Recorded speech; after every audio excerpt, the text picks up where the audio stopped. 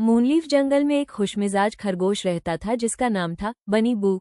हर सुबह वो कूदते फांदते सूरज, फूलों और नींद में डूबे पक्षियों को नमस्ते करता था। एक दिन नदी के पास खेलते खेलते उसे घास में एक चमकता हुआ छोटा कंकड़ मिला। वह ऐसे चमक रहा था जैसे कोई नन्हा तारा हो। वाह, तुम क्या हो? बनी ने उसे उठाते हुए पूछा।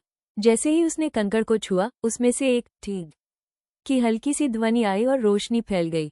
अचानक उस कंकड़ से एक छोटी सी जुगनू परी निकली जिसका नाम था लूमी। हेलो बनी, मुझे मुक्त करने के लिए धन्यवाद, लूमी ने मधुर आवाज में कहा। बनी चौंक गया। क्या तुम जादुई परी हो? हाँ, लूमी बोली, और मुझे तुम्हारी मदद चाहिए। किसी ने जंगल का लाइट क्रिस्टल चुरा लिया है। उसके बिना जंगल अंधेरे में डूब जाएगा। बनी चिंतित हो गया।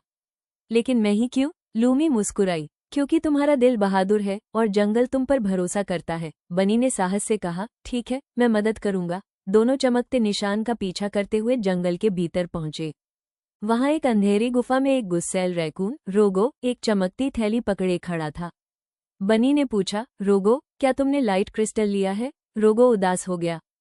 मुझे अपनी गुफा के लिए थोड़ी रोशनी चाहिए थी। मुझे नहीं पता था कि जंगल को इसकी जरूरत है, लूमी ने कहा। इसके बिना जंगल अंधेरे में चला जाएगा। रोगो ने सिर झुका लिया। माफ करना, बनी मुस्कुराया। कोई बात नहीं, चलो इसे वापस रखते हैं। तीनों क्रिस्टल लेकर जादुई पेड़ के पास पहुंचे और जैसे ही क्रिस्टल लगाया, पूरा जंगल चमक उठा। लूमी बोली, ये तो बस शुरुआत है। बनी को पता नहीं था कि उसकी असली साहसिक यात्रा तो अगले भाग में थी।